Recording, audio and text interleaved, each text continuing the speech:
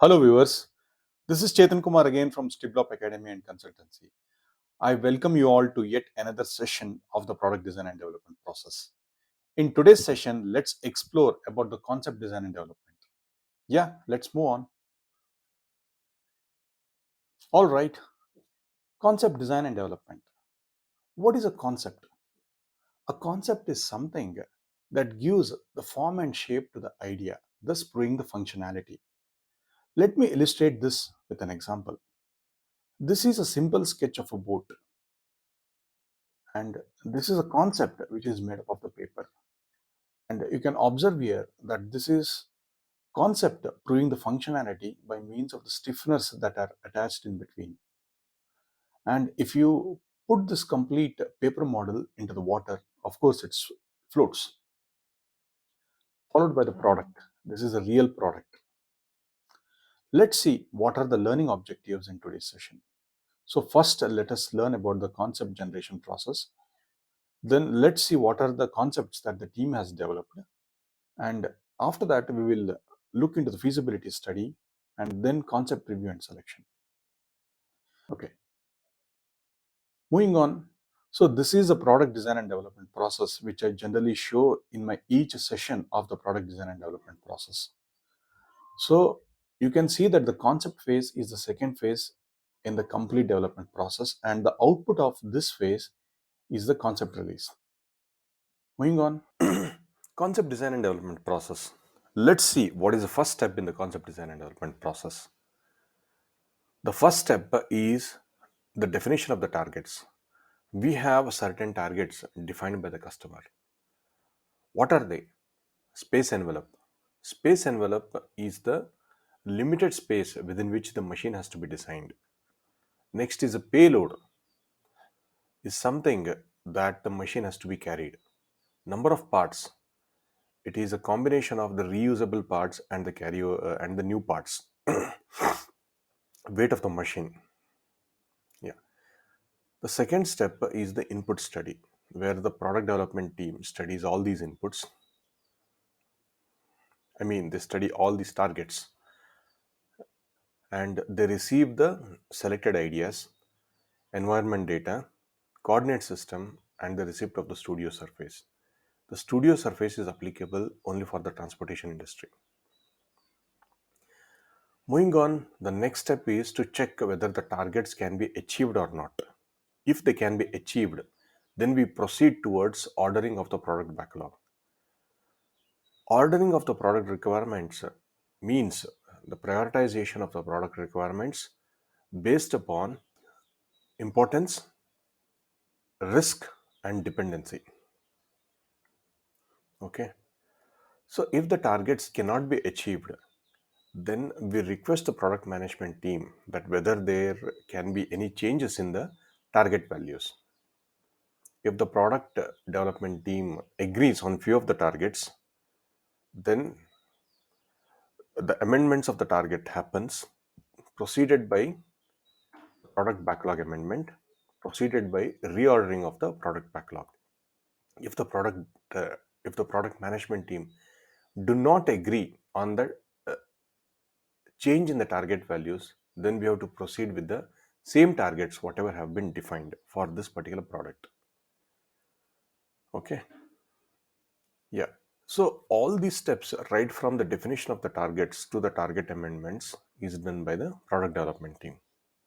Now, the next step here is to check whether the ordering is okay. If the ordering is okay, then we proceed towards the formation of the systems or the modules. What are these systems? I hope you remember the example which we benchmarked during our feasibility study. That is the sand filtering machine.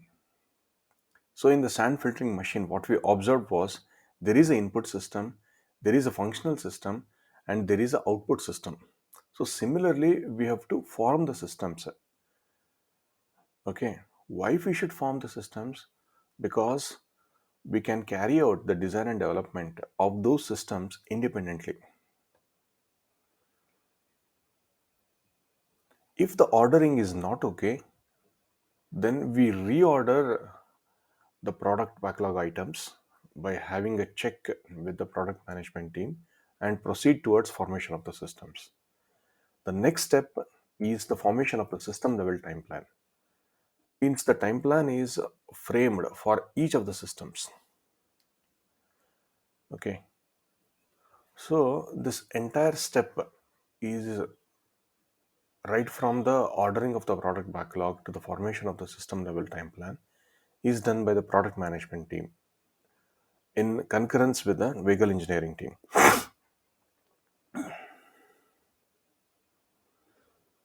The next step is to definition and the freeze of the primary interfaces. So this is also very important step in the concept design and development. So I will explain you more on the interfaces in the interface management session. Okay. So, but as of now, what we'll try to understand that it is the marriage between two systems. Okay. The next important step after the freeze of the primary interfaces is the design and development of the concepts. What we actually do here, we carry out some basic engineering calculations to design each and every part of the machine according to the load acting on them. Next step is we also design the mechanisms for that particular system to carry out the necessary function. Okay. And parallelly, we start building the ideas by building the 3D models. Okay. So once we have done the design and development of the concepts, we submit them for the internal evaluation, that is called as SME evaluation. So if the concepts get approved internally, then we proceed towards the feasibility of those developed concepts. If not, we rework on the feasibility based upon the SME feedback, and we again submit for the SME evaluation. So all these steps are carried out by the product development team. Moving on, once the feasibility study is done, we share the results of this feasibility study to the cross-functional team to do the concept review. And during the concept review, the cross-functional team evaluate each concept and come up with their opinion on freezing the concept. Okay. So if the concept gets selected during the concept review, it is frozen. If not, we have to carry out all the activities right from the input study to the freeze of the concept. Okay. Yeah, as I was mentioning, these three steps is done by the cross-functional team. So I hope it is clear for you about the concept design and development process. If it is not clear, please ask questions to me in the comment box. I will answer to them. Let's see what are the concepts that are developed here. The first concept that is developed is the rotating pan. I hope you remember the idea of the rotating pan. So this rotating pan consists of a rotary mechanism. This rotary mechanism consists of a hemispherical pan, both up as well as down, which is driven by means of the timer pulley. Okay. So what happens here is the fruit falls on the rotating pan. If the fruit is okay, the pan rotates in the clockwise direction and the fruit falls in this bin. And if it is not okay, it falls in the other bin by means of the rotary mechanism rotating counterclockwise. Okay. So here in this mechanism, you can observe that the speed of the falling fruit is not controlled anywhere, whether it falls on the good bin or whether it falls on the bad bin. Now let's see at the next concept. The next concept that is developed here is a channel and gate. As we all remember that we have a divider channel which receives the fruit from this QTM machine, and based upon the instructions of the QTM machine, this gate either oscillates clockwise or anti-clockwise. So this gate is moved by means of the worm and worm wheel mechanism integrated with the hook joint. So if the fruit is okay, then this gate rotates in the anticlockwise direction and the fruit is directed towards the okay bin. And if the fruit is not okay, the gate is rotated in the clockwise direction and it is directed to the not okay bin. Okay. Now, let's subject these concepts to the feasibility study. So this feasibility study is a little bit advanced feasibility study compared to the idea feasibility study. So here we have a new parameters: design intent, interface management, lightweight, ease of manufacturing, ease of assembly, ease of serviceability, and maintainability. Now let's see how each of the concepts qualify for each of these evaluating parameters. So first, let's take the rotating pan for the design intent. As I was mentioning before, this rotating pan mechanism cannot handle the speed of the falling fruit. So hence it scores less in the design intent. But uh, as we see the channel and the gate mechanism, this handles the speed of the fruit, the speed of the falling fruit in a more precise way. Hence this scores more in the design intent. What I want to say here is this is more precisely operated mechanism or precisely designed mechanism. Now coming to the interface management, the rotating pan as well as the channel and gate score the same marks because the interfaces between the different systems can be achieved easily. Okay. Coming to the weight. So in the first case, the number of parts are more. So hence it scores poor as far as the weight is concerned. Whereas the second concept, the number of parts are less and the lighter as well. That's the reason this scores more. Now coming to the next evaluating parameter, that is ease of manufacturing. The ease of manufacturing in the first case is more easier compared to the second case because of the simple manufacturing process. Here there is no gear cutting involved. We just have the pulley and the pulley drives. Okay. But in the second case, we have the gear cutting and the hook joint involved. Here the mechanism is a little bit complicated compared to the first one. That's the reason the ease of manufacturing is better in the first case. And same case goes with the ease of assembly. Here assembling is more easy, but whereas in the second case, the assembly is a little bit tricky because we need a special fixture to mount this. Okay. Now coming to the maintainability and the serviceability. The maintainability and the serviceability refers to the replacement of the parts if any of the parts get damaged or even the cleaning of the systems. So both the concepts score equally here. So the total score of the first concept is 18 and the total score of the second concept is 20. So this is what the vehicle engineering team or the product development team submits in front of the cross-functional team who does the concept review. Now let's see what happens in the concept review. So this concept review is done based on different parameters. Those are called as QDCF evaluation. The cross-functional team are more business minded. So they evaluate the concepts based on the quality of the product, which is Q, which takes less time, that is a delivery, cost of the product, and the features of the product. Okay. Now let's see the evaluation. Now, looking at the first case here, how the quality is impacted. Let's see. The fruit quality is impacted because of high falling speed. Now, if you look at this particular concept, here what the cross-functional team is telling is even if the fruit is rejected to the not okay bin, it can be washed again and re-inspected. So this bin, even if I store it at the same level of the okay bin,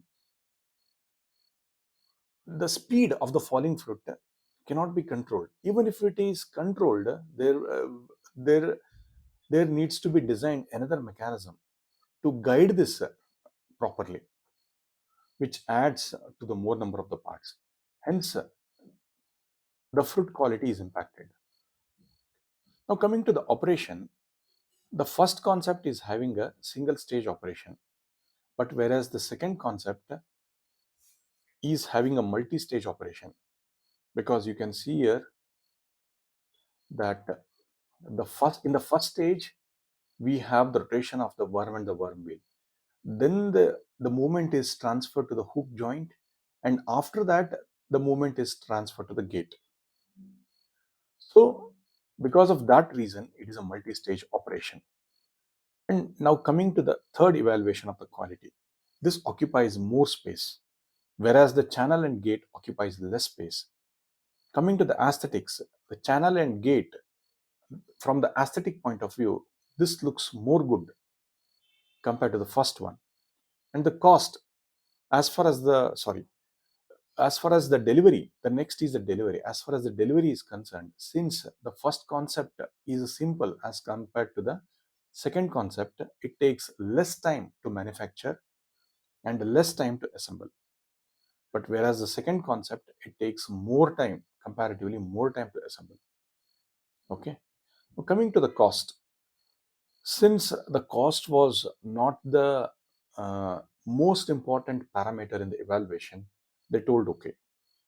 Now coming to the features, this is very, very important evaluation, which the cross-functional team has found out, is that the first concept is having a limited variations because of the pan size.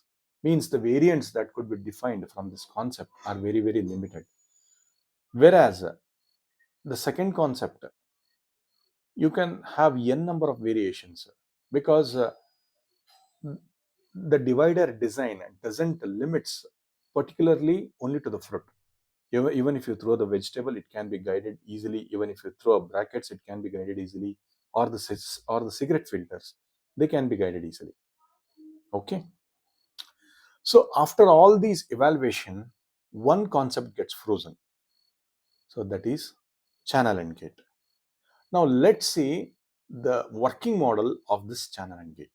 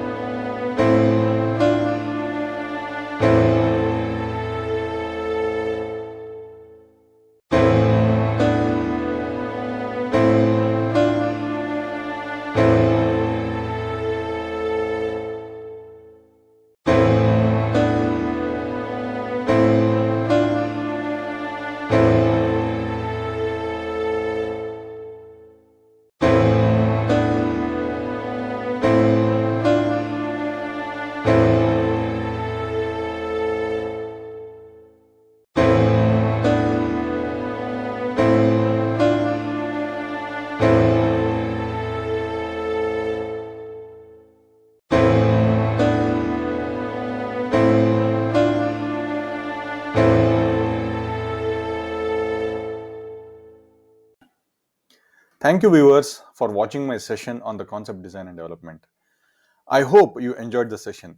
My next session will be on the preliminary design and development. So please stay tuned until then, and please don't forget to like this video and share your comments. Bye for now.